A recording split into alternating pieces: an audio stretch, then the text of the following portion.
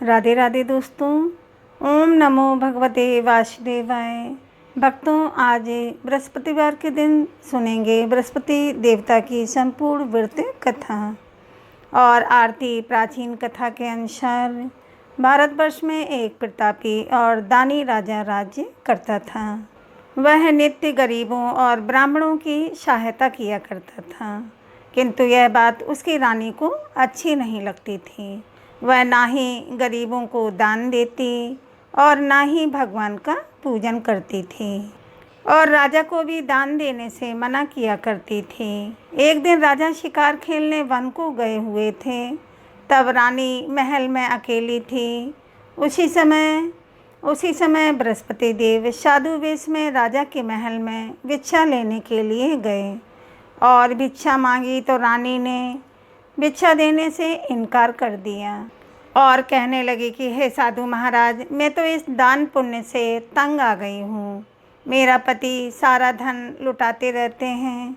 मेरी इच्छा है कि हमारा सारा धन नष्ट हो जाए, फिर ना रहेगा बांस और ना बजेगी बांसुरी। साधु ने कहा, देवी तुम तो बड़ी विचित्र हो। धन संतान तो सभी चाहते हैं, पुत्र और लक्ष्मी तो पापी के घर भी होनी चाहिए।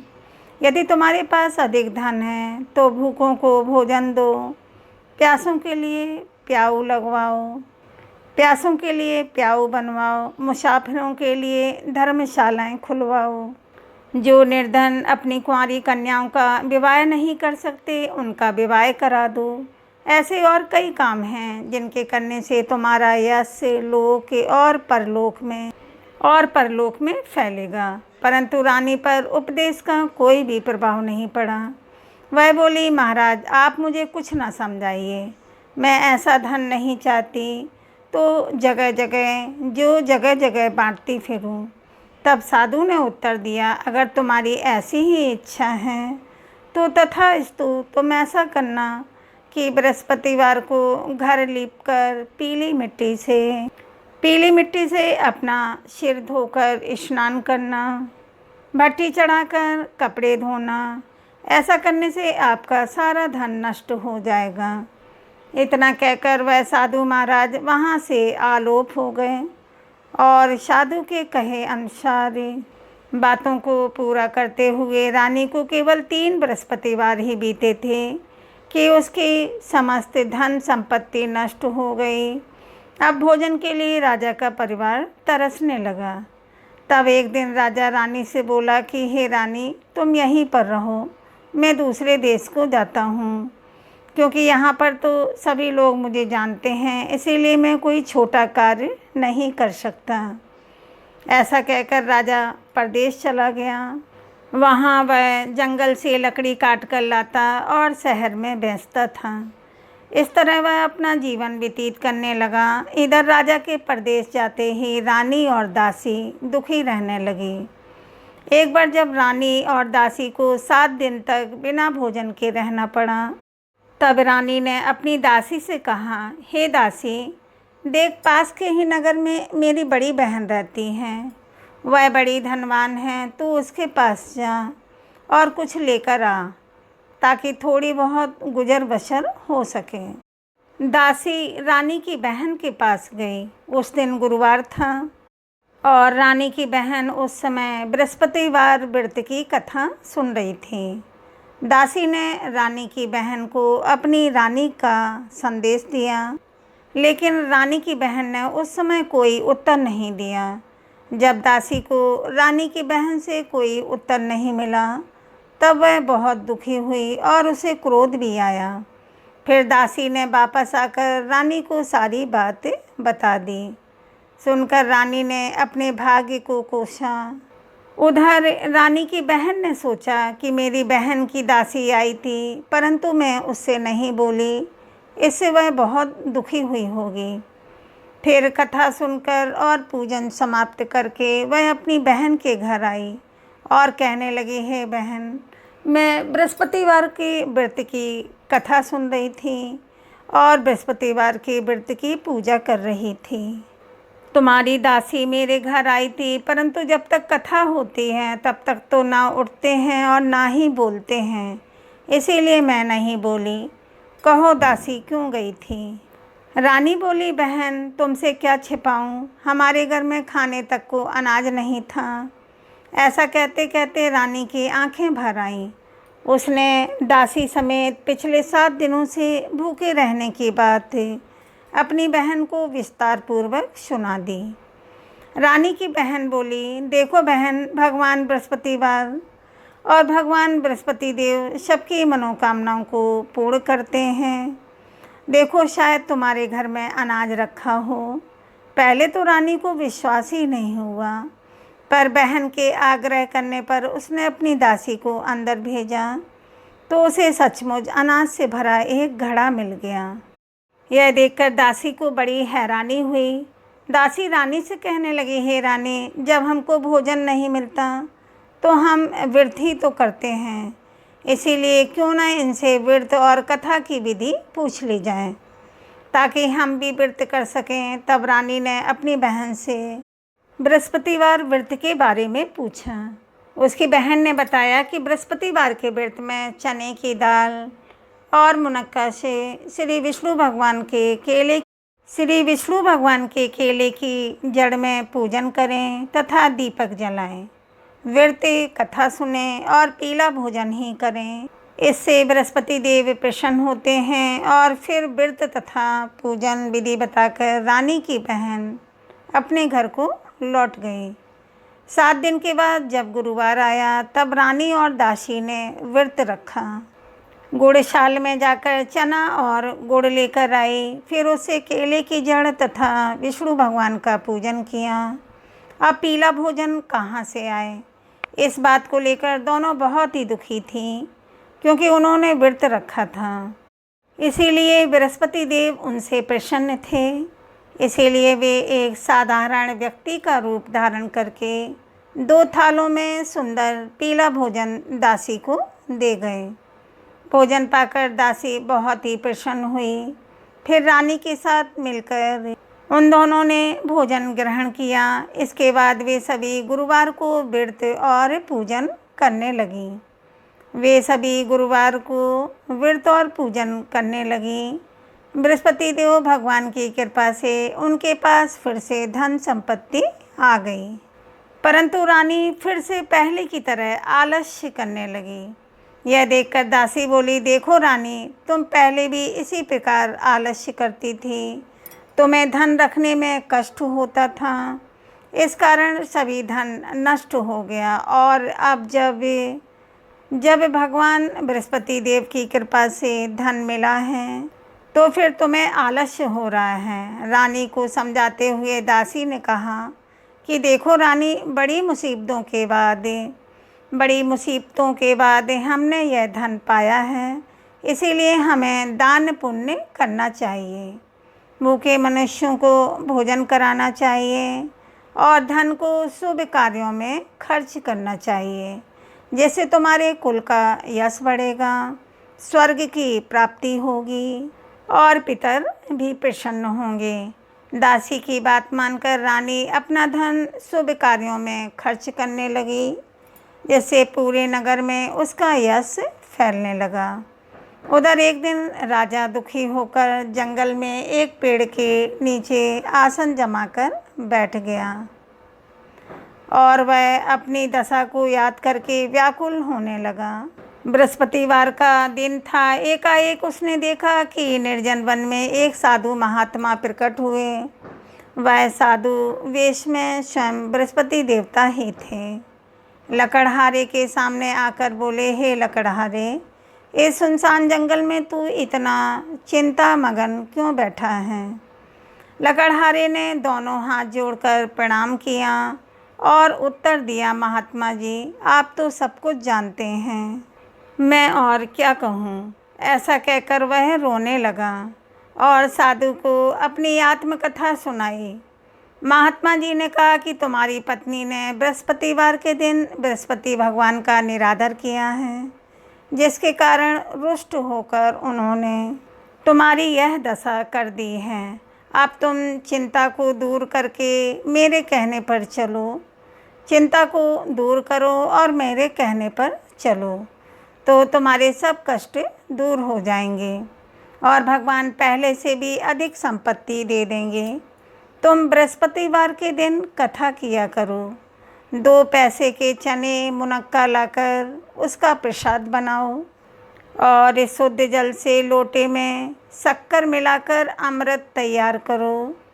कथा के पश्चात अपने सारे परिवारजनों को और सुनने वाले प्रेमियों में अमृत व प्रसाद को बांटकर खुद भी ग्रहण करो।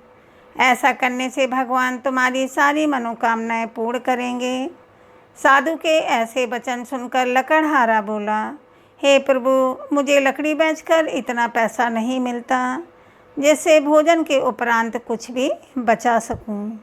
मैंने रात्रि में अपनी स्त्री को व्याकुल देखा है। मेरे पास कुछ भी नहीं है जिससे मैं उसकी खबर मंगा सकूं और फिर मैं बृहस्पति देव की क्या कहानी सुनूं। मुझको तो कुछ भी मालूम नहीं है। साधु ने कहा, हे लकड़हारे, तुम किसी बात की चिंता मत करो। बृहस्पतिवार के दिन तुम रोजाना की तरह लकड़ियाँ लेकर शहर को जाओ। तुमको रोज से 2 गुना धन प्राप्त होगा जिससे तुम भली भांति भोजन कर लोगे और बृहस्पति देव की पूजा का सामान भी आ जाएगा। बृहस्पति देव की कथा इस प्रकार है। सुनो, प्राचीन काल में एक ब्राह्मण रहता था। वह बहुत ही निर्धन था। उसकी कोई संतान नहीं थी। उसकी स्त्री बहुत ही मलिनता के साथ रहती थी। वह स्नान भी नहीं करती थी, किसी देवता का पूजन भी नहीं करती थी। इससे ब्राह्मण देवता बड़े ही दुखी थे। बेचारे बहुत कुछ कहते थे किंतु उसका कोई भी परिणाम नहीं निकलता।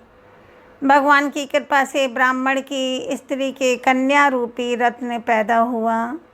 वह कन्या बड़ी होने पर प्रातः स्नान करके श्री विष्णु भगवान का जाप करती और बृहस्पतिवार का व्रत करने लगी। अपने पूजन पाठ को समाप्त करके विद्यालय जाती तो अपनी मुट्ठी में जौ भर कर ले जाती और पाठशाला के मार्ग में डालती जाती। तब यह जौ स्वर्ण के हो जाते तो लौटते समय उनको बीनकर घर ले आती। एक दिन वह बालिका सूप में उस सोने के जौ को फटक फटक कर साफ कर रही थी कि उसके पिता ने देख लिया और कहा कि हे बेटी, सोने के जौ के लिए सोने का ही सूप होना चाहिए। दूसरे दिन बृहस्पतिवार था। इस कन्या ने व्रत रखा और बृहस्पति देव से प्रार्थना करके कहा, हे बृहस्पति देव, मैंने आपकी पूजा अगर सच्चे मन से की है तो मेरे लिए सोने का सूप दे दो। बृहस्पति देव ने उसकी प्रार्थना स्वीकार कर ली। फिर रोजाना की तरह वह कन्या जौ फैलाती हुई जाने लगी। जब वह लौटकर जौ बीन रही थी तो बृहस्पति देव की कृपा से उसे सोने का सूप मिला।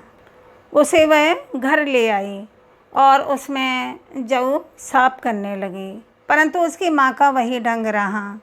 एक दिन की बात है, वह कन्या सोने के सूप में जौ साफ कर रही थी। उस समय उस शहर का राजपुत्र वहाँ से होकर निकला। इस कन्या के रूप और कार्य को देखकर मोहित हो गया और अपने घर आकर भोजन और जल त्याग कर उदास होकर लेट गया।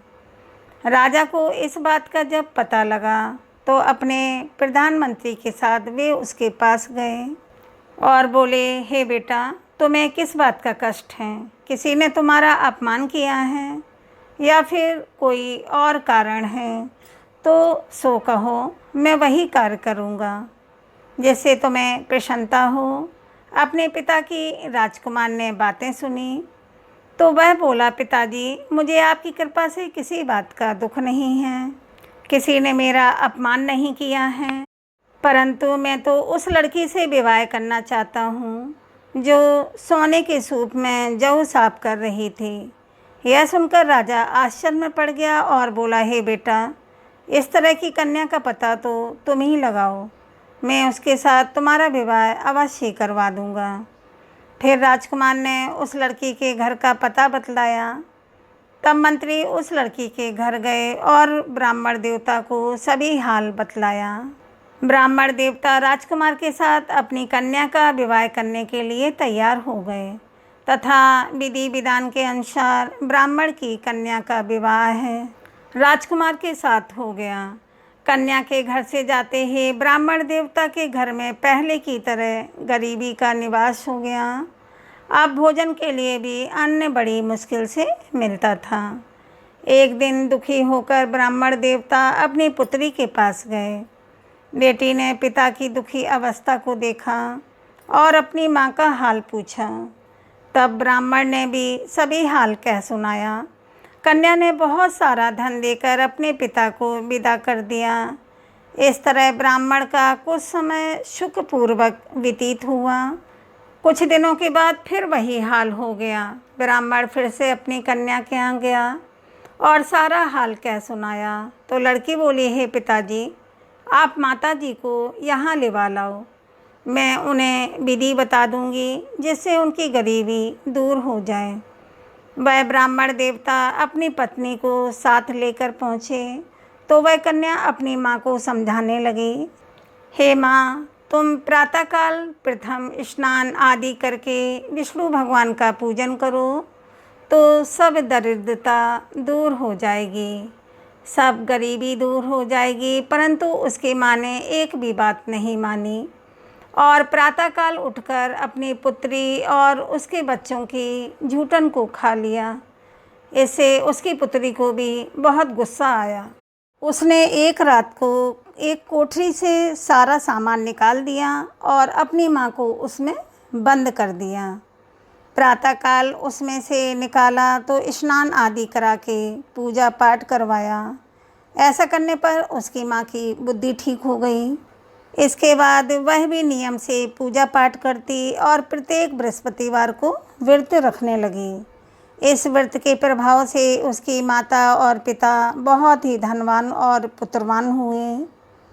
उसकी माता और पिता बहुत ही धनवान और पुत्रवान हो गए और बृहस्पति देवता के प्रभाव से इस लोक के सुख को भोग कर अंत में स्वर्ग को प्राप्त हुए। इस तरह कहानी कहकर वह साधु देवता वहीं से जंगल में अंतर्ध्यान हो गए। धीरे धीरे समय व्यतीत होने पर फिर वही बृहस्पतिवार का दिन आया। लकड़हारा जंगल से लकड़ी काटकर किसी शहर में बेचने गया। उसे उस दिन और दिन से अधिक पैसा मिला। राजा ने चना गुड़ आदि लाकर गुरुवार का व्रत किया। उस दिन से उसके सभी क्लेश दूर हो गए। परंतु जब दोबारा गुरुवार का दिन आया तो बृहस्पतिवार का व्रत करना वह भूल गया। इस कारण बृहस्पति भगवान नाराज हो गए। उस दिन जब नगर के राजा ने विशाल यज्ञ का आयोजन किया तब यह घोषणा भी करा दी कि कोई भी मनुष्य अपने घर में भोजन ना बनावे, ना आग जलाएं, समस्त जनता मेरे यहाँ भोजन करने आए। इस आज्ञा को जो नहीं मानेगा उसे फांसी की सज़ा दी जाएगी। इस तरह की घोषणा संपूर्ण नगर में करवा दी गई। राजा की आज्ञा के अनुसार शहर के सभी लोग भोजन करने गए, लेकिन लकड़हारा कुछ देर से पहुंचा। इसीलिए राजा उसको साथ अपने घर लेकर गए और ले जाकर भोजन करा रहे थे। तभी रानी की दृष्टि उस खूंटी पर पड़ी जिस पर उसका हार लटका हुआ था। वह वहाँ पर दिखाई नहीं दिया। रानी ने निश्चय किया कि मेरा हार इस मनुष्य ने ही चुरा लिया है। उसी समय सिपाहियों को बुलाकर उसको कारागार में डलवा दिया। जब लकड़हारा कारागार में पड़ गया और बहुत दुखी होकर विचार करने लगा कि ना जाने कौन से पूर्व जन्म के कर्म से मुझे यह दुख प्राप्त हुआ है, और उसी साधु को याद करने लगा जो कि जंगल में मिला था। उसी समय तत्काल बृहस्पति देव साधु के रूप में प्रकट हुए और उसकी दशा को देखकर कहने लगे, अरे मूर्ख, तूने बृहस्पति देव की कथा नहीं करी, इस कारण तुझे दुख प्राप्त हुआ है। अब चिंता मत कर, बृहस्पतिवार के दिन कारागार के दरवाजे पर 4 पैसे पड़े मिलेंगे, उनसे तू बृहस्पति देव की पूजा करना, तेरे सभी कष्ट दूर हो जाएंगे। बृहस्पतिवार के दिन उसे 4 पैसे मिले। लकड़हारे ने कथा कही। उसी रात्रि को बृहस्पति देव ने उस नगर के राजा को स्वप्न में कहा, हे राजा, तुमने जिस आदमी को कारागार में बंद कर दिया है वह निर्दोष है, वह राजा है, उसे छोड़ देना। रानी का हार उसे खूंटी पर लटका है, अगर तू ऐसा नहीं करेगा तो मैं तेरे राज्य को नष्ट कर दूंगा। इस तरह रात्रि के स्वप्न को देखकर राजा प्रातःकाल उठा और खूंटी पर हार देखकर लकड़हारे को बुलाकर क्षमा मांगी और लकड़हारे को योग्य सुंदर वस्त्र आभूषण देकर विदा कर दिया। बृहस्पति देव की आज्ञा के अनुसार लकड़हारा अपने नगर को चल दिया। राजा जब अपने नगर के निकट पहुंचा तब उसे बड़ा आश्चर्य हुआ। नगर में पहले से अधिक बाग, तालाब, कुएं तथा बहुत से धर्मशाला, मंदिर आदि बन गए हैं। राजा ने यह देखकर पूछा, यह किसका बाग और धर्मशाला है? तब नगर के सब लोग कहने लगे, यह तो सब रानी और बांदी के हैं। तब राजा को बड़ा आश्चर्य हुआ और गुस्सा भी आया। उधर जब रानी ने यह खबर सुनी कि राजा आ रहे हैं, तब उन्होंने दासी से कहा, हे दासी, देख राजा हमको कितनी बुरी हालत में छोड़ गए थे, हमारी ऐसी हालत देखकर वह लौट न जाएं, इसीलिए तू दरवाजे पर खड़ी हो जा। आज्ञा के अनुसार दासी दरवाजे पर खड़ी हो गई। राजा आए तो उन्हें अपने साथ लिवा लाई। तब राजा ने क्रोध करके अपनी रानी से पूछा कि यह धन तुम्हें कैसे प्राप्त हुआ है? तब उन्होंने कहा, हमें यह सब धन बृहस्पति देव की इस व्रत के प्रभाव से प्राप्त हुआ है। अब तो राजा ने निश्चय किया कि 7 रोज बाद तो सभी बृहस्पति देव का पूजन करते हैं, परंतु मैं प्रतिदिन में 3 बार कहानी और रोज़ व्रत किया करूँगा। अब तो हर समय राजा के दुपट्टे में चने की दाल बनी रहती और दिन में 3 बार कहानी कहते। एक दिन राजा ने विचार किया कि चलो अपनी बहन के यहाँ हो आवे। इस तरह निश्चय करके राजा घोड़े पर सवार होकर अपनी बहन के यहाँ को चलने लगा। मार्ग में उसने देखा कि कुछ आदमी एक मुर्दे को लिए जा रहे हैं। उन्हें रोककर राजा कहने लगा, अरे भाइयों, मेरे बृहस्पति देव की कथा सुन लो। वे बोले, लो, हमारा तो आदमी मर गया, इसको कथा की पड़ी है। परंतु कुछ आदमी बोले, अच्छा कहो, तुम्हारी कथा भी सुनेंगे। राजा ने दाल निकाली और जब कथा आदि हुई थी कि मुर्दा हिलने लग गया और जब कथा समाप्त हो गई तब राम राम करके मनुष्य उठ खड़ा हुआ। आगे मार्ग में उसे किसान खेत में हल चलाता मिला। तब राजा ने उसे देखकर बोला, अरे भैया, तुम मेरी बृहस्पतिवार की कथा सुन लो। किसान बोला, जब तक मैं तेरी कथा सुनूंगा तब तक 4 हरैया जोत लूँगा, जा अपनी कथा किसी और को सुनाना। इस तरह राजा आगे चलने लगा। राजा के हटते ही किसान के बैल पछाड़ खाकर गिर गए और किसान के पेट में बड़े ज़ोर से दर्द होने लगा। उसी समय उसकी माँ रोटी लेकर आई। उसने जब यह देखा तो अपने पुत्र से सब हाल पूछा और बेटे ने सभी हाल कह दिया। तब वह बुढ़िया दौड़ी दौड़ी उस घुड़सवार के पास गई और उससे बोली कि मैं तेरी कथा सुनूंगी, तू अपनी कथा मेरे खेत पर चलकर ही कहना। राजा ने बुढ़िया के खेत पर जाकर कथा कही, जिसके सुनते ही वह बैल उठकर खड़े हो गए तथा किसान के पेट का दर्द भी बंद हो गया। फिर राजा अपनी बहन के घर पहुंचा। बहन ने भाई की खूब मेहमानी की। दूसरे दिन प्रातःकाल राजा जगा तो देखने लगा कि सब लोग भोजन कर रहे हैं। राजा ने अपनी बहन से कहा, बहन, ऐसा कोई मनुष्य है यहाँ जिसने भोजन ना किया हो? मेरे बृहस्पति देव की कथा सुन लें। बहन बोली, यह भैया, यह देश ऐसा ही है। पहले यहाँ लोग भोजन करते हैं और बाद में अन्य कोई काम करते हैं। अगर कोई पड़ोस में हो तो देख आती हूँ। ऐसा कहकर वह देखने चली गई, परंतु उसे कोई भी ऐसा व्यक्ति नहीं मिला जिसने भोजन न किया हो। अंत में वह एक कुमार के घर गई जिसका लड़का बीमार था। उसे मालूम हुआ कि उसके यहाँ 3 रोज़ से किसी ने भी भोजन नहीं किया है। रानी ने अपने भाई की कथा सुनने के लिए कुम्हार से कहा तो वह तुरंत तैयार हो गया। राजा ने जाकर बृहस्पतिवार की कथा कही, जिसको सुनकर उसका लड़का ठीक हो गया। अब तो राजा की प्रशंसा होने लगी। एक दिन राजा ने अपनी बहन से कहा, हे बहन, हम अब अपने घर को जाएंगे, तुम भी तैयार हो जाओ। राजा की बहन ने अपनी सास से कहा। तब सास ने कहा, हाँ चली जा, लेकिन अपने लड़कों को मत ले जाना, क्योंकि तेरे भाई की कोई संतान नहीं है। बहन ने अपने भाई से कहा, भैया मैं तो चलूँगी, लेकिन कोई बालक नहीं चलेगा।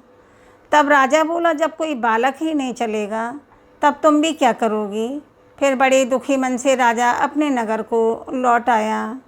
राजा ने अपनी रानी से घर आकर कहा कि हम निर्वंशी हैं, हमारा मुँह देखने का धर्म नहीं है। और कोई भोजन आदि नहीं किया, उसने कुछ भी भोजन नहीं किया। तब रानी बोली, हे प्रभु, बृहस्पति देव ने हमें सब कुछ दिया है, वह हमें संतान भी अवश्य देंगे। उसी रात को बृहस्पति देव ने राजा से स्वप्न में कहा, हे राजा, उठो, सभी सोच त्याग दो, तेरी रानी गर्भ से है। राजा को यह बात सुनकर बड़ी खुशी हुई। फिर 9वें महीने में रानी के गर्भ से एक सुंदर पुत्र पैदा हुआ। तब राजा बोला, हे रानी, स्त्री बिना भोजन के रह सकती है, पर बिना कहे नहीं रह सकती। जब मेरी बहन आएगी तब तुम उससे कुछ मत कहना। रानी ने सुनकर हाँ कर दिया।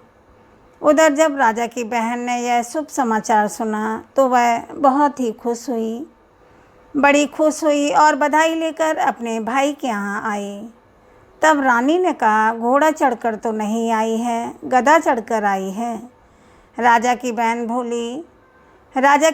बोली, भाभी, मैं इस प्रकार नहीं कहती तो तुम्हें संतान कैसे मिलती? बृहस्पति देव ऐसे ही हैं, जैसी जिसके मन में कामनाएं हैं सभी को पूर्ण करते हैं। जो सद्भावना पूर्वक बृहस्पतिवार का व्रत करता है एवं कथा पढ़ता है अथवा सुनता है, दूसरों को सुनाता है, बृहस्पति देव उनकी सभी मनोकामनाएं पूर्ण करते हैं। बृहस्पति देव उनकी सदैव रक्षा करते हैं। जो संसार में सद्भावना और सच्चे हृदय से बृहस्पति देव का पूजन करते हैं, उनकी सभी मनोकामनाएं उसी प्रकार पूर्ण होती हैं, जैसे राजा और रानी ने बृहस्पति देव की कथा का गुणगान किया। उनकी सभी इच्छाएं बृहस्पति देव ने पूर्ण की। मनुष्य को हृदय से उनका मनन करते हुए जयकारा करना चाहिए।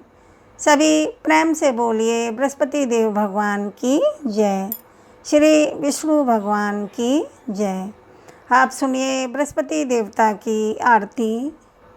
ओम जय बृहस्पति देवा, स्वामी जय बृहस्पति देवा। छिने छिने भोगे लगाऊं, कदिली फल मेवा। ओम जय बृहस्पति देवा, स्वामी जय बृहस्पति देवा। तुम्हें पूर्ण परमात्मा, तुम्हें अंतर्यामी, स्वामी तुम्हें अंतर्यामी। जगति पिता जगदीश्वरे, जगति पिता जगदीश्वरे, तुम्हें सबके स्वामी। ओम जय बृहस्पति देवा। चरणामृति निज निर्मले, सभी पातके हरिता। स्वामी सभी पातकी हरिता सकले मनोरथी दायकी सकले मनोरथी दायकी कृपा करो भरिता ओम जय बृहस्पति देवा। तने मने धने अरे पड़े करे जो जने शरणे पड़े प्रभु जो जने शरणे पड़े प्रभु प्रकट तभी हो करे आ करे द्वारे खड़े ओम जय बृहस्पति देवा। स्वामी जय बृहस्पति देवा दीनी दयाली दयानिधि भक्तने हितकारी स्वामी भक्तने हितकारी पापी दोषी सभी हरिता पापी दोषी सभी हरिता भवे बंदनि हारी ओम जय बृहस्पति देवा। स्वामी जय बृहस्पति देवा सकली मनोरथी दायकी सभी संशय तारो स्वामी सभी संशय तारो विषय विकारी मिटाओ विषय विकारी मिटाओ संतनि सुखिकारी ओम जय बृहस्पति देवा। स्वामी जय बृहस्पति देवा। जो कोई आरती तेरी प्रेमी सहित गावे स्वामी प्रेमी सहित गावे ज्येष्ठानंद बंद सो निश्चय पावे ओम जय बृहस्पति देवा। ओम जय बृहस्पति देवा। स्वामी जय बृहस्पति देवा। छिने छिने भोगे लगाऊं छिने छिने भोगे लगाऊं कदिली फले मेवा ओम जय बृहस्पति देवा। स्वामी जय बृहस्पति देवा। सभी लोग प्रेम से बोलिए बृहस्पति देव भगवान की जय। अगर आपको कथा अच्छी लगी हो तो चैनल को सब्सक्राइब अवश्य करें, वीडियो को लाइक व शेयर करें और कमेंट में जय बृहस्पति देव अवश्य लिखें। अब मिलते हैं अगले वीडियो में, तब तक के लिए दोस्तों राधे राधे।